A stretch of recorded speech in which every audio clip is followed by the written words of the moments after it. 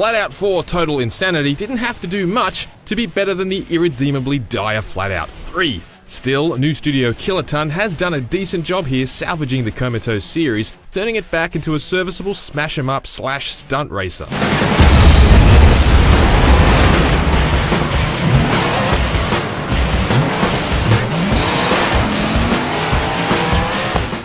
Kiloton is stuck to the FlatOut style guide here, crafting a game that's very much in step with the likes of the first two.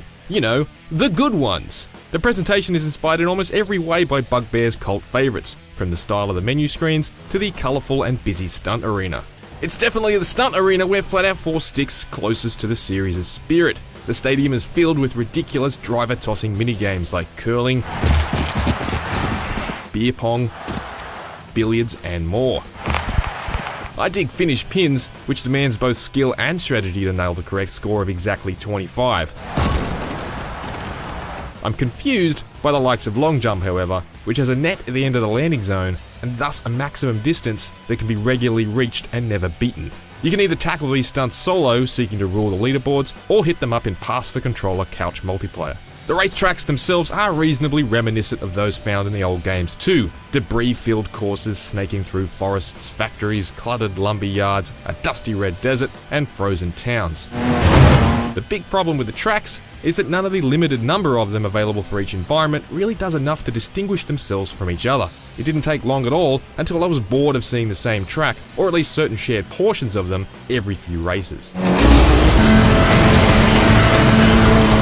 FlatOut 4's arcade handling model is a bit light but mostly adequate, though its AI is slightly less so. It's not so much that it's very aggressive, this is a destruction racer of course, rather it's inconsistent. On some occasions, after becoming embroiled in some bedlam on the start line, I'd often find myself struggling to catch the front runners despite putting in mistake-free laps.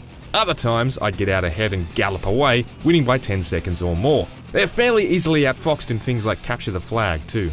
They can mount a reasonable resistance in FlatOut 4's deathmatch and destruction derby games, but I'm not a huge fan of the way they play out. They're a bit shallow, cars become virtual missiles boosting and crunching through doomed opponents like paper. I definitely prefer previous FlatOut custodian Bugbear's authentic and more tactical approach with its similarly destruction-centric racer Wreckfest, even if that game has been in Steam Early Access for going on 400 years now.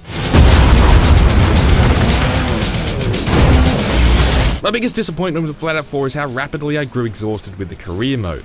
Career mode is broken into 3 tiers, beginning with the Derby class, where grids consist of rusty rolling wrecks. It didn't take long until I was lapping the same tracks in the same car to the same music. There are twists on the racing, like a beat the bomb distance challenge and a chaotic but acceptable weapons-based race called Assault, but it all became a grind quicker than I figured it would. I was reluctant to buy a second Derby car because the payouts are so meagre. I concentrated on upgrading my initial car and saving the large sum required for a car in the next class instead, hoping for some fresh racing. Frustratingly, once I could purchase a car in the next class, I discovered the next batch of events is basically a rehash of the first tier, only in a faster car with no rust on it.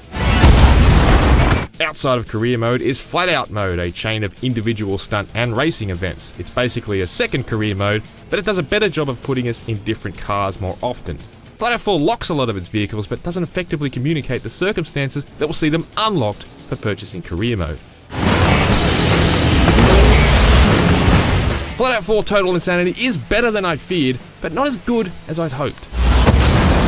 Kiloton has dredged this near-forgotten racing rebel from the very bottom of the barrel and fashioned it into a basic but fun stunt-filled speedster, but I found myself regularly frustrated with its repetitive career mode, its stingy economy and nebulous unlockables, its superficial demolition derby events, and its uneven difficulty.